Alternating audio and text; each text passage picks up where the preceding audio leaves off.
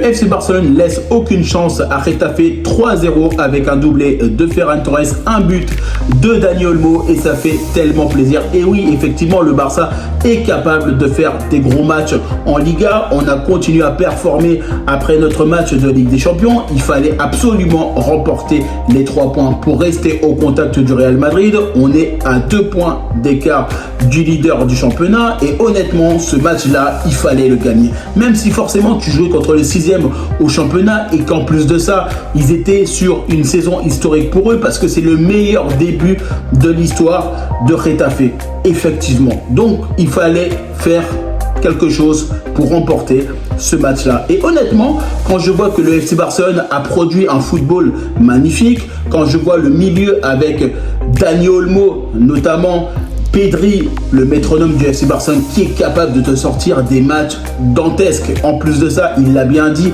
il ne sera pas à la cérémonie du Ballon d'Or. Pourquoi? Parce que tout simplement, il veut se reposer et prioriser le FC Barcelone. Et honnêtement, on le sait très bien, Pedri, mais quel joueur! Vous le savez tous, c'est le meilleur milieu du monde actuellement. On sait très bien qu'il est capable de remporter potentiellement un Ballon d'Or et pour moi, il mériterait un Ballon d'Or.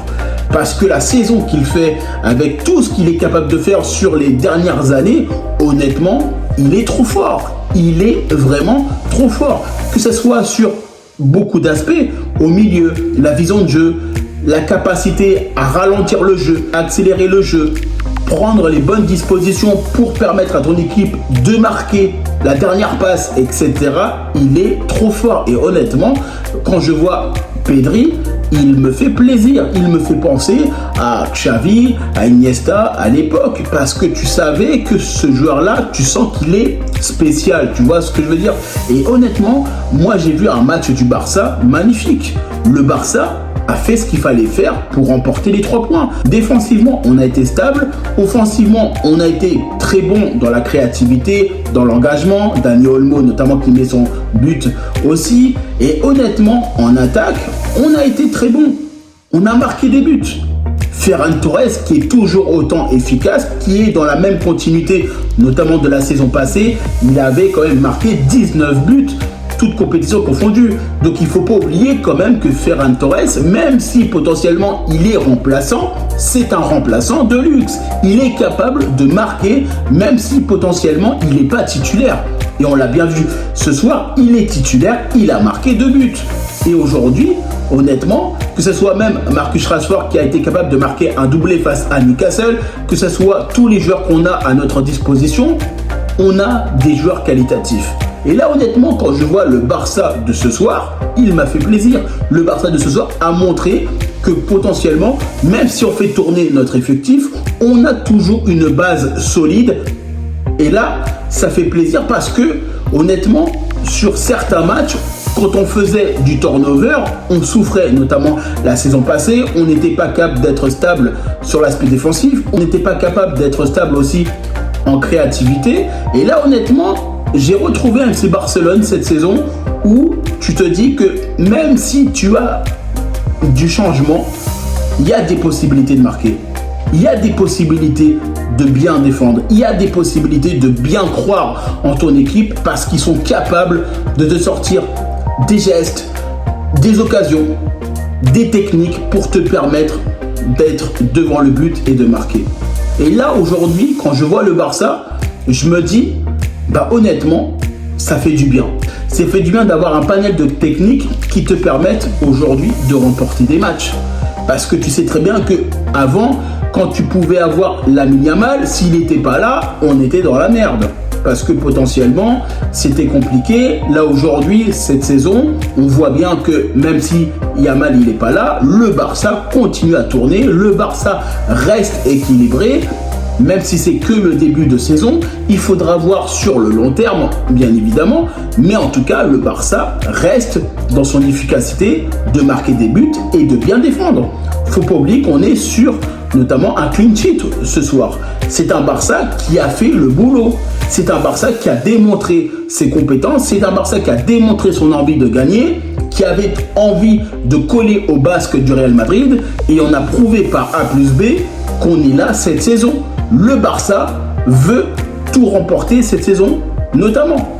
Alors, on sait très bien que chaque année, le FC Barcelone se bataille pour pas mal de compétitions, la Ligue des Champions, le championnat et toutes les autres compétitions. Mais c'est un FC Barcelone qui, pour moi, aujourd'hui, démontre qu'il faut compter sur eux cette saison aussi. Parce qu'il y a beaucoup de gens qui ont dit « Oui, le Real Madrid s'est renforcé, les autres clubs se sont renforcés, le FC Barcelone va se renforcer, mais ça va pas être incroyable. » Ben, je suis désolé, mais quand tu vois l'équipe qu'on a cette saison, on est dans la même dynamique. Alors oui, on a perdu Inigo Martinez, mais en tout cas, que ce soit Kubarsi, Christensen, notamment Araujo, s'ils ont un niveau aussi fort tout le long de la saison et qu'ils continuent à être aussi forts maintenant, on pourra se faire plaisir, notamment dans les compétitions européennes et nationaux. Et c'est pour ça qu'il faut qu'on continue à performer de cette manière-là.